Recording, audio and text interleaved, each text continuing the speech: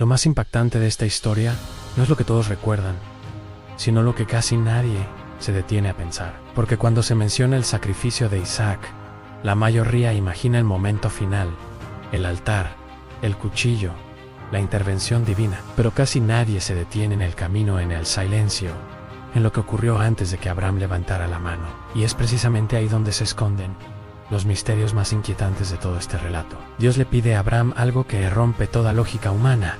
Le pide que ofrezca a su hijo, Isaac, el hijo de la promesa. Lo más desconcertante es que el texto no describe una reacción emocional inmediata. No hay discusión, ni resistencia visible. No hay un diálogo donde Abraham cuestione lo que está escuchando.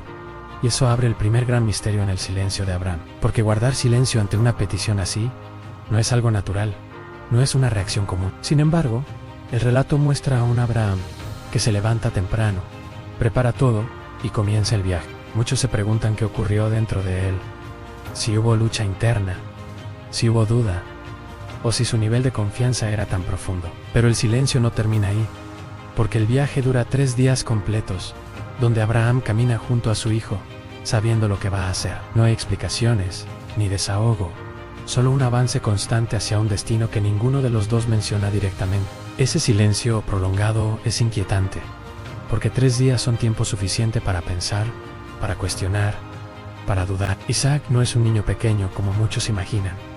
Tenía la edad suficiente para notar que algo no encajaba. Llevan fuego, llevan madera, pero no hay un animal para el sacrificio. Y es entonces cuando Isaac hace una pregunta que resuena como un eco. Él pregunta ¿dónde está el cordero? Esa pregunta revela que Isaac está consciente y pensando, y sin embargo, continúa caminando. Lo que nos lleva a uno de los misterios más profundos de toda la historia.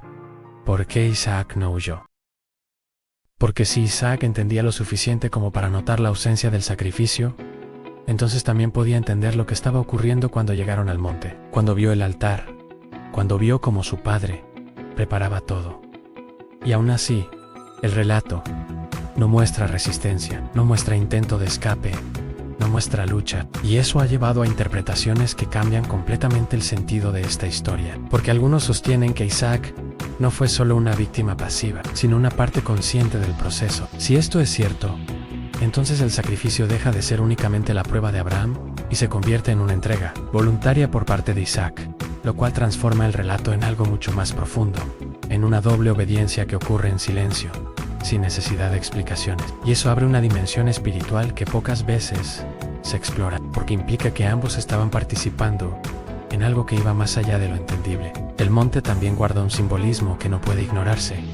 Es el monte Moría, un lugar vinculado con eventos clave en la historia espiritual, lo que ha llevado a muchos a ver este escenario como algo más que una ubicación geográfica, como un punto donde se cruzan diferentes momentos, un lugar donde la entrega, el sacrificio y la redención se conectan de una forma que no es evidente a simple vista. Y en medio de todo esto, aparece el carnero que sustituye a Isaac, porque el texto no explica de dónde aparece, simplemente está atrapado, listo para ocupar el lugar del sacrificio. Y eso ha llevado a interpretaciones que lo ven como algo preparado de antemano, una provisión ya existente. Si sientes que esta historia es más profunda de lo que imaginabas, deja tu me gusta, suscríbete y comenta qué parte te parece más impactante. Porque el verdadero cambio no ocurre en el momento en que el sacrificio se detiene, sino en lo que queda después, en la transformación interna, dentro de Abraham, dentro de Isaac y dentro de todo el significado espiritual que este relato representa. Porque después de ese momento, nada vuelve a ser igual.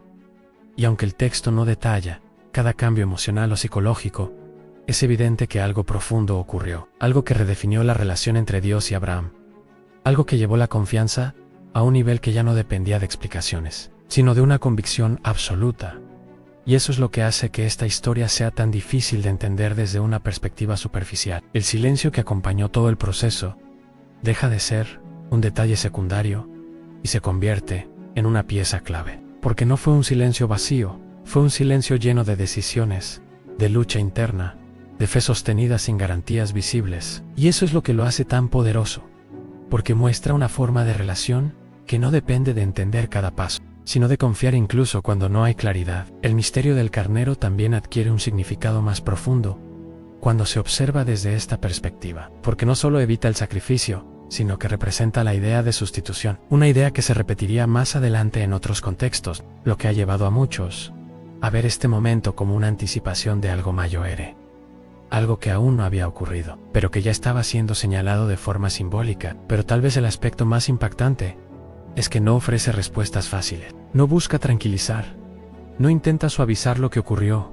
al contrario, deja preguntas abiertas, deja espacios donde cada persona debe enfrentarse a su propia interpretación, a su propia comprensión de lo que significa la obediencia, la fe y la confianza, porque al final, el sacrificio de Isaac no es solo una historia del pasado, es un espejo que refleja hasta dónde estaría dispuesto a llegar a alguien. Cuando cree que lo que ha escuchado es verdadero, es una prueba que no se mide en acciones externas, sino en lo que ocurre dentro, en ese lugar donde no hay testigos, donde no hay explicaciones, donde solo queda la decisión. Y tal vez por eso, después de miles de años, sigue siendo una de las historias más inquietantes, más profundas y más desafiantes de toda la Biblia, porque no se trata de lo que ocurrió en ese monte, sino de lo que esa historia despierta en quien se atreve a mirarla más allá de lo evidente.